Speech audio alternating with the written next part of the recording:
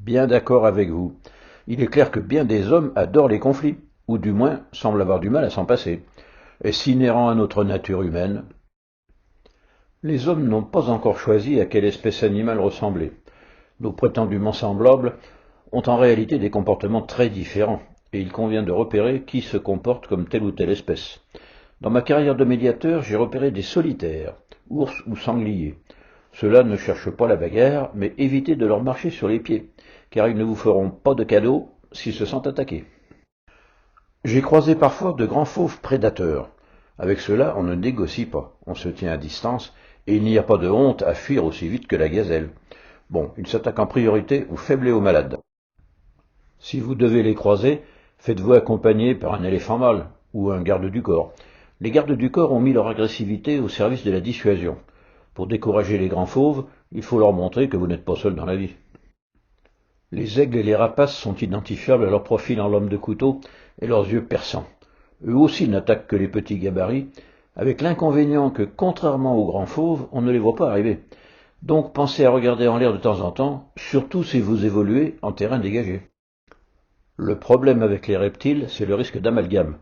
Qui d'entre nous n'a pas massacré une gentille couleur? Si une langue de vipère vous dit du mal d'un ami commun, sachez qu'elle en fera autant pour parler de vous. Le mieux, c'est de ne pas marcher sur leur terrain, ou de les tenir à distance avec un bâton fourchu. Les renards ne vont pas vous dévorer, mais n'oubliez pas que tout flatteur vit aux dépens de celui qui l'écoute. Ça, on vous l'a appris à l'école. À propos de naïveté, j'ai croisé aussi quelques pans et quelques dindons.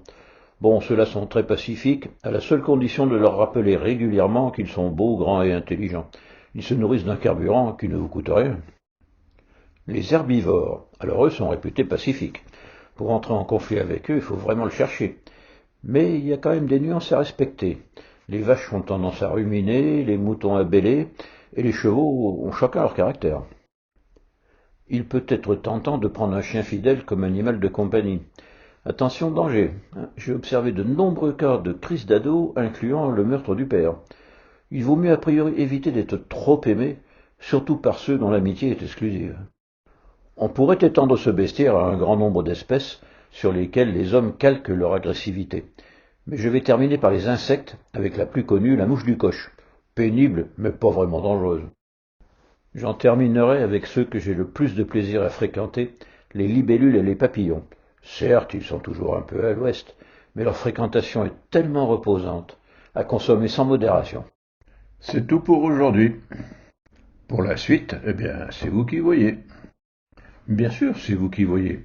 En ce qui me concerne, j'ai un espoir. Un jour peut-être, je comprendrai ce que je viens de vous expliquer. Oncle Jacques.